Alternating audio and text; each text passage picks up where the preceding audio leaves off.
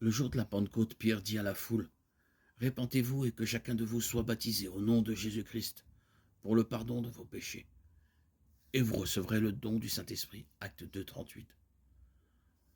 Son commandement concernant le baptême était qu'il soit fait au nom de Jésus-Christ. Plutôt, Jésus avait dit à ses disciples de baptiser les disciples au nom du Père, du Fils et du Saint-Esprit. Matthieu 28, 19. La différence de formulation a conduit beaucoup de gens à se demander quelle est la bonne formule. Devons-nous baptiser au nom du Père, du Fils et du Saint-Esprit ou devons-nous baptiser au nom de Jésus seul? Il envoyait ses disciples dans le monde entier pour faire des disciples de toutes les nations. Matthieu 28, 19. Dans le monde païen, il rencontrerait ceux qui ne savaient absolument rien du seul vrai Dieu, des gens idolâtres qui étaient sans espoir et sans Dieu dans le monde. Éphésiens 2, 12. En prêchant l'évangile à de telles personnes, les apôtres devaient nécessairement inclure un enseignement sur la nature de Dieu, y compris sa nature trinitaire. Remarquez avec quelle information de base Paul commence son discours aux Athéniens dans Acte 17. Ceux qui recevaient l'évangile et étaient baptisés se convertiraient à un système religieux entièrement différent et adopteraient une nouvelle compréhension de qui est Dieu. En revanche, Pierre s'adressait le jour de la Pentecôte à des Juifs fidèles qui avaient déjà une compréhension de Dieu, le Père et de l'Esprit de Dieu. La partie d'équation qui leur manquait était Jésus le Fils de Dieu. Et sans Jésus, ils ne pouvaient pas être sauvés. Acte 4, 12.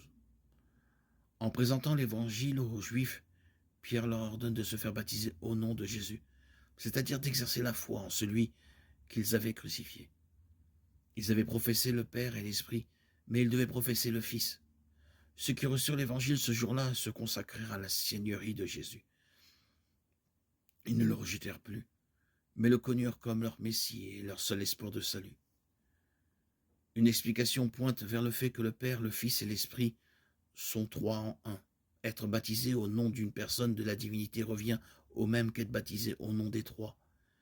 Mais il existe une explication plus probable qui prend en compte le public visé par chaque commandement. Lorsque Jésus a donné la grande mission, nous devrions probablement considérer que la formule standard du baptême chrétien est au nom du Père, du Fils et du Saint-Esprit. L'accent mis par Pierre sur le nom de Jésus et la compréhension est très compréhensible, étant donné qu'il s'adressait aux mêmes Juifs qui avaient auparavant rejeté et nié Jésus comme leur Messie. Nous, en tant que disciples de Jésus-Christ, faisant partie de la communauté des disciples de Haïti, et moi en particulier qui ai reçu le baptême au nom de Jésus, nous baptisons et nous recevons le baptême immédiat au nom de Jésus, seul. Le fait que le Père, le Fils et l'Esprit sont trois en un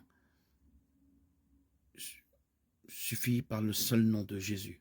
Être baptisé au nom de Jésus, qui représente une personne de la divinité, revient au même qu'être baptisé au nom des trois. Le baptême d'eau continue de changer des vies aujourd'hui. Et il a changé ma vie. Ceux qui placent leur foi en Jésus-Christ reçoivent toujours le don du Saint-Esprit du Père. Et le baptême d'eau est toujours la méthode ordonnée par Dieu pour faire profession publique de notre foi, nous identifiant à la mort, à l'ensevelissement et à la résurrection du Christ.